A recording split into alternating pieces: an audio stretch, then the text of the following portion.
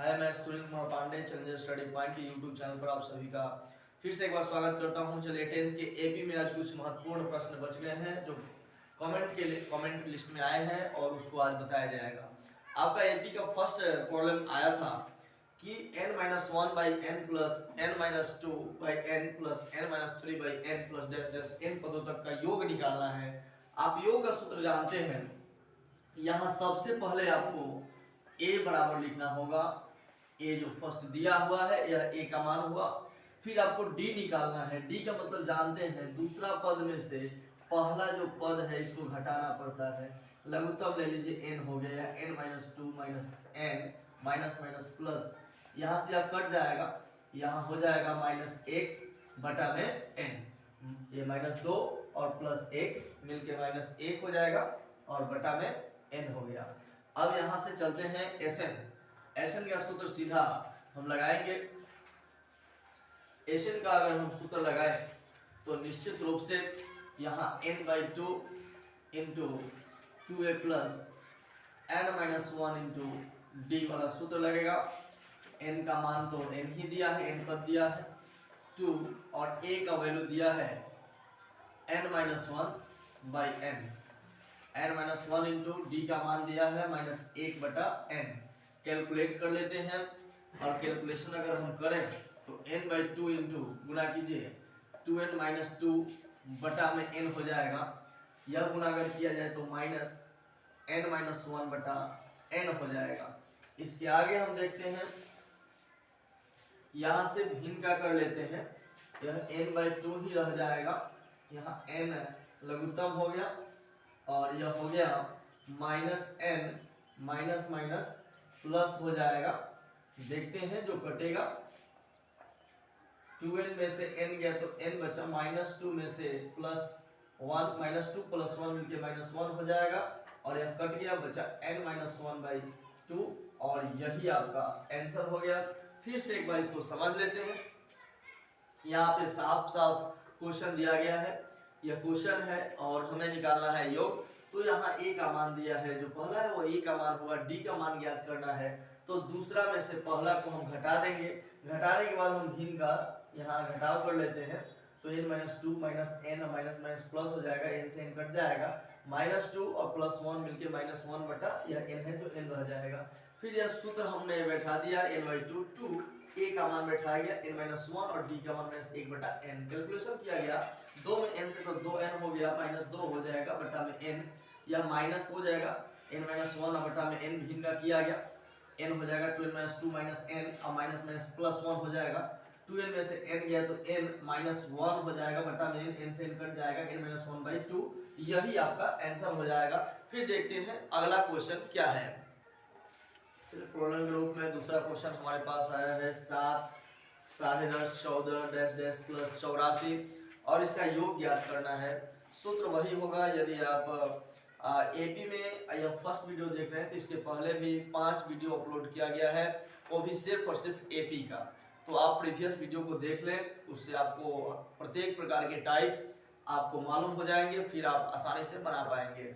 चलिए चलते हैं, यहाँ पर दिया गया है a का मान दिया है 7, d निकालना है 10.5 घटाओ 7, 10.5 में से 7 गया तो 3.5 हो जाएगा और 3.5 को यहाँ पे हम पूर्णांक तोड़ दें, 3 दूना 6 7/2 हो जाएगा और यहाँ अंतिम पद का मान भी दिया गया है, यहाँ tn का वैल्यू भी दिया गया है 84।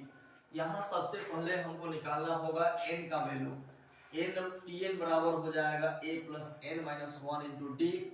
यहाँ निश्चित रूप से 84 है, यह 7 है, n दिया नहीं है और यह 7/2 है डी का मान, यह प्लस में है तो यहाँ गया तो माइनस हो गया और जैसे है वैसे लिखा गया। घटाने पर 77 आ जाएगा, जो नीचे 2 है ऊपर चला जाएगा और जो ऊपर 7 है नीचे आ जाएगा। यहाँ से काट दिया जाए तो 11 मरतबे 11 दूना 22 हो जाएगा n-1, तो यहाँ से n बराबर हो जाएगा 22, माइनस है तो इधर गया तो प्लस, अर्थात हो जाएगा 23। तो n का वैल्यू हो गया 23। आप जानते हैं एसएन का सूत्र कि n/2 into a plus l होता है, n का मान है 23 बटा में 2, A का मान है 7 और L का मान है 84। यहाँ 23/2 और गुना में यह करेंगे तो आ जाएगा 91 और फिर आप दोनों को गुना कर दीजिए और गुना कर जो आएगा 2 से भाग दे दीजिएगा तो यही आपका आंसर हो जाएगा। तो आप यहाँ कर लीजिएगा, दोनों को गुना करके 2 से भाग कर लीजिएगा। फिर से एक बार इसको समझ लेते हैं। यहाँ A का मान 7 दिया है, D का मान निकालने के लिए दूसरा में से पहला को घटाएंगे तो 10.5 में से 7 अगर घटाएंगे तो 3.5 हो जाएगा। गुणांक तोड़ेंगे तो 3 गुना 6 1 7/2 हो जाएगा और Tn अर्थात अंतिम पद का मान दिया गया है 84। Tn का सूत्र आप जानते हैं a + n - 1 × d और इसी पर Tn का मान 84 बैठाया गया, a का मान 7 और d का मान 7/2। प्लस है तो यहाँ गया तो माइनस, नीचे है तो चला गया ऊपर, ऊपर है तो आ गया नीचे, काट कर आ गया 22। यहाँ माइनस है तो इधर जाएगा तो प्लस और n का मान आ गया 23। जब n का मान आ गया 23 तो Sn का सूत्र आप जानते हैं n/2 × a + l। a का मान 7 और l का मान 84 हो गया। यहाँ से स्पष्ट है कि जोड़ेंगे तो 91 हो जाएगा, फिर दोनों को गुना कीजिएगा और 2 से भाग दीजिएगा, जो आएगा वही आपका आंसर हो जाएगा। धन्यवाद। चलते हैं दूसरे क्वेश्चन की तरफ। चलिए नेक्स्ट क्वेश्चन आया है, किसी समांतर श्रेणी का nवां पद 3n - 1 है तो p पदों का योग ज्ञात करना है। यहाँ स्पष्ट रूप से Tn का मान दिया है 3n - 1 तो हम यहाँ T1 निकाल लेते हैं। 3 × 1 - 1 3 - 1/2 n के जगह 1 बैठाएंगे तो पहला पद निकल जाएगा और पहला पद को ही आप जान लीजिए a कहते हैं। a का मान यहाँ पर 2 आ गया। फिर देखते हैं p पदों का योग, तो p वहाँ पद निकाल दें कितना आ जाएगा, tp निकालते हैं तो tpn की जगह सिर्फ p बैठा दीजिए। आप सूत्र जानते हैं Sn का होता है, Sp का अगर सूत्र माने p पदों का योग का सूत्र अगर बात करें तो p/2 × a + l हो जाएगा। p/2 × a का मान दिया है 2 और l माने अंतिम पद, यही आपका l का मान है।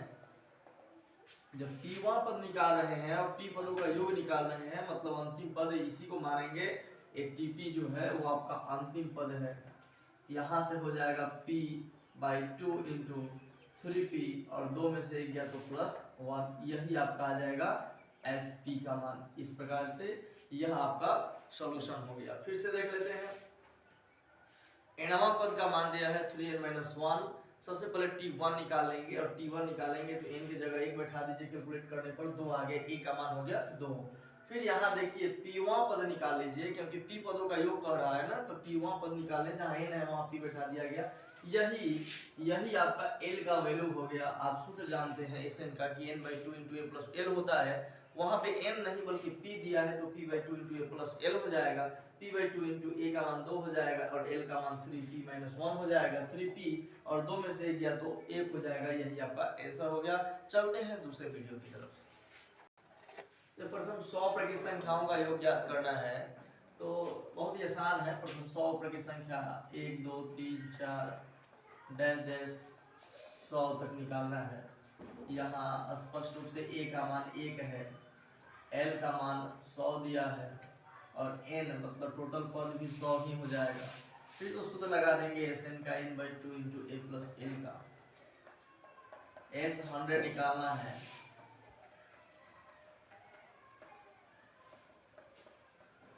यह 50, यह 101 और इसको कैलकुलेट अगर कर दें तो 50 50 आंसर हो जाएगा। फिर से एक बार देख लेते हैं। प्रथम 100 प्रकृत संख्याओं का योग ज्ञात करना है तो 1 2 3 4 5 100 तक कर लेते हैं। पहला पद a का मान 1 दिया है, l अंतिम पद 100 दिया है। टोटल इसमें जो नंबर ऑफ टर्म्स है वो 100 दिया गया है। Sn का सूत्र होता है n/2 × a + l। n का मान 100/2, a का मान 1 और l का मान 100, जोड़ेंगे तो 101 और काट देंगे तो 50, गुना कर देंगे तो 50 50, यही आपका आंसर हो जाएगा। देखते हैं अगला क्वेश्चन। चलिए चलते हैं बहुत ही इंपॉर्टेंट क्वेश्चन की तरफ कि किसी बहुभुज के अंतःकोण समानांतर श्रेणी में है। सबसे छोटा कोण 120 है तथा समांतर का मान 5 डिग्री है। बहुभुज की भुजाओं की संख्या तथा अंतःकोणों का योग ज्ञात करें। निश्चित रूप से एक बेहतरीन सवाल है और मान लेते हैं कि माना कि बहुभुज की भुजाओं की संख्या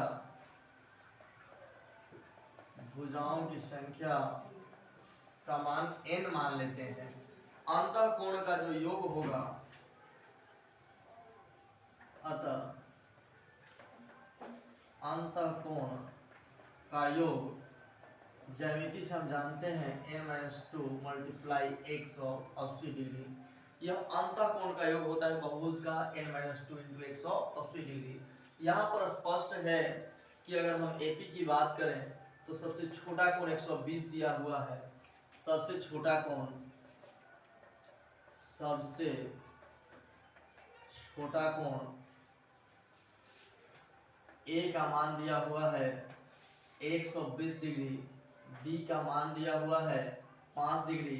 तो निश्चित रूप से हम Sn का अगर मान निकालें तो n/2 into 2a plus n-1 into D पर बैठा देंगे, n/2 हो जाएगा, a का मान 120 हो जाएगा और यहाँ पर n-1 और d का मान है 5। कैलकुलेट कर लेते हैं, n/2 इंटू 240 प्लस यह हो जाएगा 5n-5 हो जाएगा। फिर यहाँ से हम थोड़ा सा आगे बढ़ जाए, Sn का मान हो जाएगा n/2 इंटू 235 प्लस 5n। यह आपका हो जाएगा। यहाँ से देखते हैं कि क्या हो रहा है, फिर से एक बार समझ लेते हैं, फिर हम आगे बढ़ेंगे। दिया गया किसी बहुभुज के अंतःकोण जो है समानांतर श्रेणी में है, सबसे छोटा कोण 120 तथा सर्वांतर का मान 5 डिग्री है। बहुभुज की भुजाओं की संख्या और अंतःकोणों का योग ज्ञात करना है। स्पष्ट रूप से मान लिया गया कि माना कि बहुभुज की भुजाओं की संख्या n है। हम जानते हैं ज्यामिति में एक सूत्र होता है अंतःकोण का योग का कि n-2 into 180 degree, n-2 into 180 degree यह अंतःकोणों का योग होता है। और सबसे छोटा जो कोण दिया गया है 120 और सर्वांतर 5, तो एपी का भी सूत्र हम Sn वाला निकाल लेंगे। तो n/2 into 2 plus n-1 to D पर बैठा दिया गया, इतना आ गया। अब देखा जाए तो यह किसी भी विधि से अगर हमें 2 जोड़ 3 अगर जोड़ना है तो 5 होगा, चाहे आप किसी भी विधि का उपयोग करें, चाहे आप हाथ पर जोड़कर करें या फिर लिख कर करें, किसी भी विधि से जोड़िएगा तो 2 और 3 मिलकर 5 ही होता है। ठीक उसी प्रकार अगर हम एक और एग्जांपल, जैसे मान लीजिए कि 2 जोड़ 2 आप करते हैं तो 4 आता है, तो आप किसी भी एंगल को ले लीजिए, आप हाथ पर जोड़िए, कॉपी पर लिखिए या फिर जिस प्रकार से जोड़ना हो, एग्जाम्पल देना हो, 2 जोड़ 2 मिलकर 4 ही होता है। और ऐसी स्थिति में हम आसानी से कह सकते हैं कि तरीका कोई भी हो, मान वही होगा।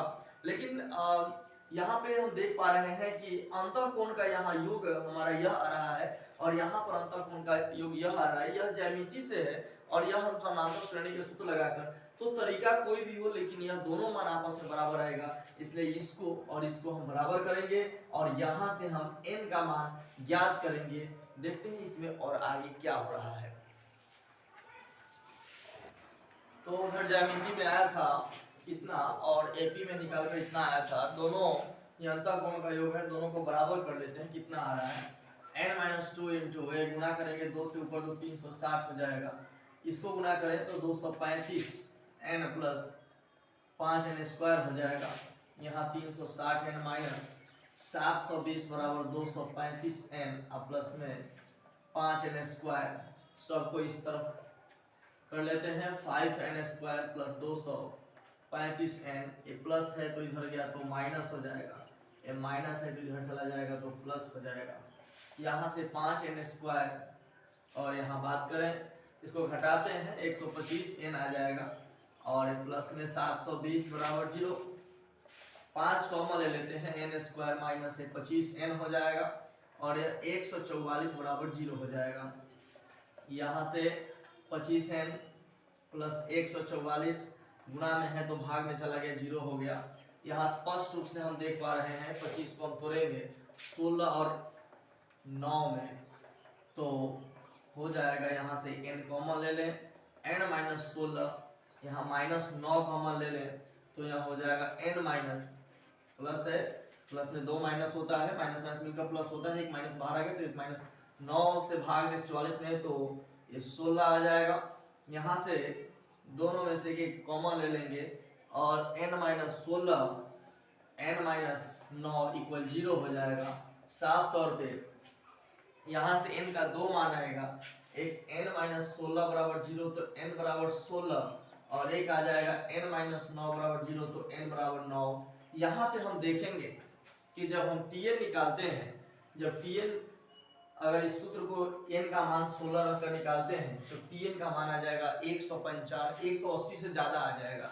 तो चूंकि 180 से ज्यादा किसी भी अंतः कोण का मान नहीं हो सकता है, ऐसी स्थिति में यहाँ जो n होगा वह 16 के बराबर नहीं हो सकता है। इसका तर्क यही होगा। हम दोनों में tn का मान निकालेंगे, इसका tn का मान निकालेंगे, तो जब tn का मान इसका निकालेंगे n और 16 रखकर, तो ऐसी स्थिति में आ जाएगा 180 से ज्यादा आ जाएगा tn, जो कि संभव नहीं होगा क्योंकि एक बहुभुज के एक अंतः कोण का मान 180 से ज्यादा नहीं हो सकता है। अतः यहाँ पे n 16 के बराबर नहीं होगा तो n का मान 9 आ गया।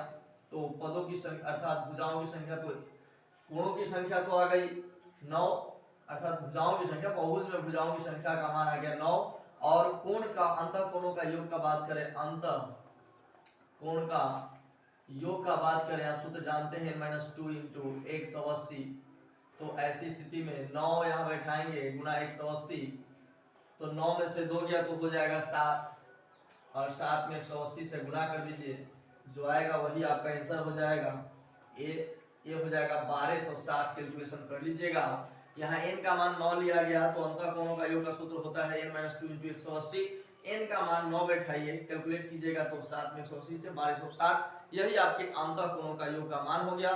तो बंधुओं, इसमें आगे फिर प्रॉब्लम के रूप में दिया जाएगा, बतलाया जाएगा। अगले वीडियो में हम फिर से हाजिर होंगे एपी के कुछ महत्वपूर्ण और कुछ जटिल प्रश्नों के साथ। तब तक लेते हैं छोटा सा विराम और मिलेंगे कल इसी चैनल पर एक नए वीडियो के साथ। यदि आपको इस दोनों चैप्टर में एपी के दोनों अध्याय में एपी के दोनों प्रश्नावली में यदि आपको प्रॉब्लम हो तो आप निश्चित रूप से कमेंट बॉक्स में कमेंट कर सकते हैं, उस पर आधारित वीडियो बना दिया जाएगा। और यदि आप हमारे चैनल पर नए हैं तो कृपया इसे सब्सक्राइब करना ना भूलें और इसे शेयर भी करें ताकि यह अधिक से अधिक लोगों तक पहुंच सके। और सबसे बड़ी बात यह है कि अगले शुक्रवार से एक नया ऐप कोचिंग के नाम से अर्थात चैलेंजर स्टडी पॉइंट के नाम से जारी होने जा रहा है, जिस पर आप लाइव और रिकॉर्डेड दोनों पढ़ सकते हैं। आप बिहार के किसी भी कोना में हो या फिर आप किसी भी कोना से या किसी भी क्षेत्र से अगर आप मुझे देख रहे हैं तो बेहतरीन वीडियो और लाइव क्लास के लिए जरूर ऐप डाउनलोड कीजिएगा। चैलेंजर स्टडी पॉइंट के नाम से ऐप होगा और उसमें 10th 12th और 11th साथ में 9th क्लास का डेली वाइज रूटीन बना दिया जाएगा। डेली वाइज रूटीन रहेगा। आप सब विशेष जानकारी के लिए संपर्क कर सकते हैं। अगले वीक में फ्राइडे के बाद 9709502956 ये जो नंबर है इस पर आप कांटेक्ट कर सकते हैं और ऐप के द्वारा आप बिहार के किसी भी कोना में रहकर आसानी से आप पढ़ाई कर सकते हैं। धन्यवाद, मिलेंगे अगले वीडियो के साथ।